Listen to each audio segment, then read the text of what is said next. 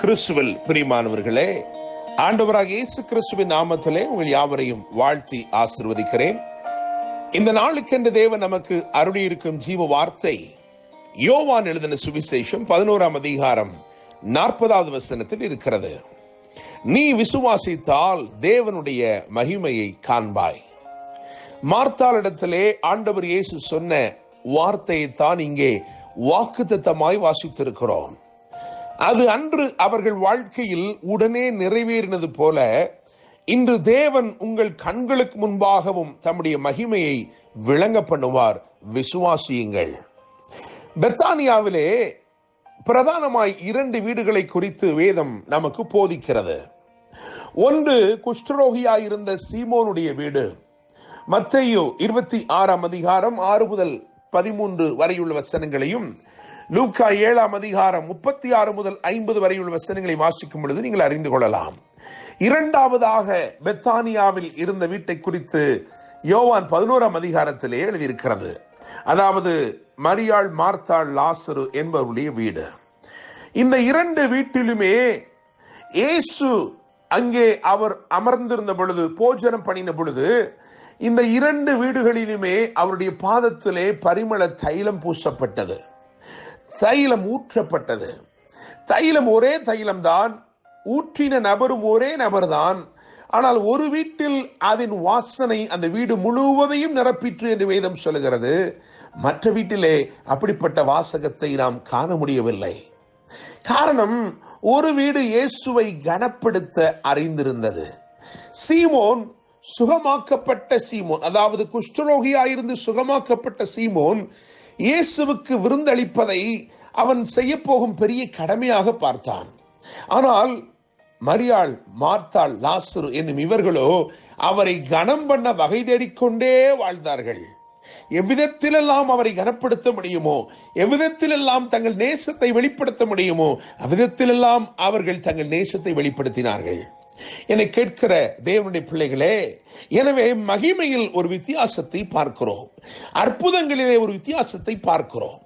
அந்த ஒரு இடத்தில் மாத்திரமே அங்கே அந்த குஷ்டரோகியா இருந்த சீமோனை குறித்த சம்பவங்கள் எழுதப்பட்டிருக்கிறது.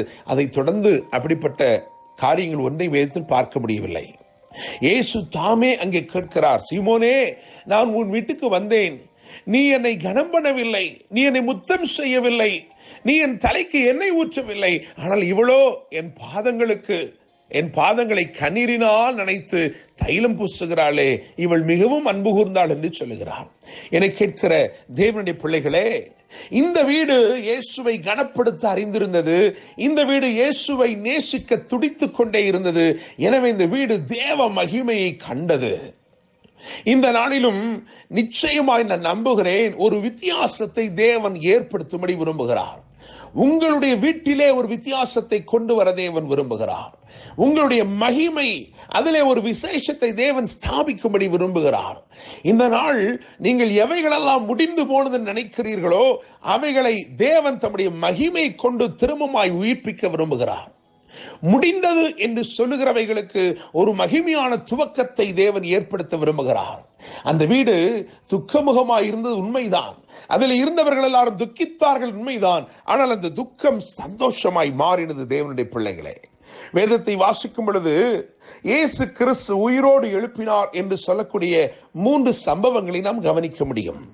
முதலாவது சம்பவம் லூக்கா 8ஆம் அதிகாரத்திலே 54 முதல் 56 வரை உள்ள வசனங்களை வாசிக்கும் பொழுது அங்கே எவிருவின் மகளை இயேசு உயிரோடு எழுப்பினது அங்கு எழுதப்பட்டிருக்கிறது.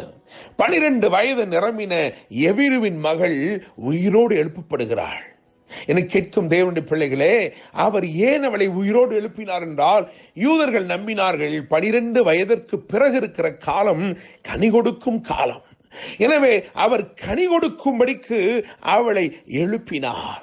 புதுக்கனிகளை கொடுக்கும்படிக்கு உயிர்ப்பிக்கிற தேவன் நம்முடைய தேவனாய் இருக்கிறார். இரண்டாவதாக லூக்கா 7ஆம் அதிகாரம் 11 முதல் 15 வரையுள்ள வசனங்களை வாசிக்கும் பொழுது அங்கே ஒரு வாலிபனை குறித்து பார்க்கிறோம். முதலாவது ஒரு சிறு பெண்ணை குறித்து பார்த்தோம்.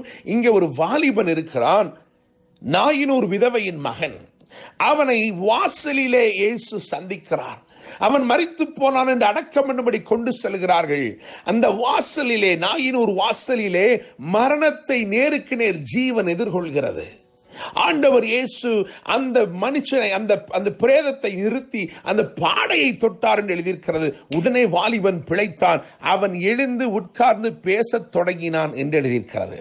நான் நம்புகிறேன், விசுவாசிக்கிறேன், இயேசு இந்த வாலிபனை ஏன் எழுப்பினார் என்று சொன்னால் அவன் இன்னும் பேச வேண்டியவைகள் இருந்தது. There were a lot of things that he had to declare. இன்னும் சொல்ல வேண்டியவைகள், இன்னும் பிரகடனம் செய்ய வேண்டியவைகள் ஏராளமாக இருந்தது. எனவே இயேசு அவனை எழுப்பினார். இன்றைக்கு உயிர்ப்பிக்கிறவர் எதற்காய் உயிர்ப்பிக்கிறார் என்று சொன்னால், நீ இன்னும் பேச வேண்டியவைகள் இருக்கிறது, நீ இன்னும் தாராளமாய் பேச வேண்டியவைகள் இருக்கிறது, இன்னும் தேவனை புகழ்ந்து பேச வேண்டிய தருணங்கள் இருக்கிறது, தேவனை மகிமைப்படுத்தும் வேளைகள் இன்னும் இருக்கிறது. தேவ பிள்ளையே, மூன்றாவதாக இயேசு உயிரோடு எழுப்பின சம்பவத்தை தான் யோவான் 11ஆம் அதிகாரம் 43 மற்றும் 44 ஆகிய வசனங்களில் நாம் வாசிக்கலாம். 40 வயது மதிக்கத்தக்க லாசருவை அவர் எழுப்பினார். நீங்கள் யோவான் 12:2 கவனிக்கும் பொழுது அங்கே எழுதியிருக்கிறது, அங்கே இயேசுவுக்கு ராவிருந்து பணினார்கள், மார்த்தாள் பணிவிடை செய்தாள், லாசருவும் அவருடனே கூட பந்தி இருந்தவர்களில் ஒருவனாயிருந்தான் என்று எழுதியிருக்கிறது. உயிர்ப்பிக்கப்பட்ட லாசரு புதிதானவைகளை புசிக்கும்படி அவரோட போஜனம் பண்ணுகிறான். என கேட்கிற தேவனுடைய பிள்ளைகளே, அவர் 3 பேரைத்தான் உயிர்ப்பித்திருக்கிறார். புதுக்கனிகளை கொடுக்கும்படி ஒரு மகளுக்கு உயிர் கொடுத்தார், புதியவைகளை பேசும்படிக்கு ஒரு வாலிபனுக்கு உயிர் கொடுத்தார், புதிதானவைகளை சுவைக்கும்படிக்கு, தேவ நன்மையை புதிதாய் புசிக்கும்படிக்கு லாசருக்கு உயிர் கொடுத்தார். நீ விசுவாசித்தால் தேவனுடைய மகிமை காண்பாய் என்று கர்த்தர் சொல்லியிருக்கிறார். உங்களை கனப்படுத்தி உங்களுடைய வீட்டை தேவ மகிமையினால் நிரப்பும் நாட்கள் வந்திருக்கிறது. கர்த்தர் தாமே இந்த வார்த்தைகள் மூலமாய் இன்று உங்களை ஆசீர்வதிப்பாராக. என்றும் அன்புடன் pastor Daniel Moses. God bless you.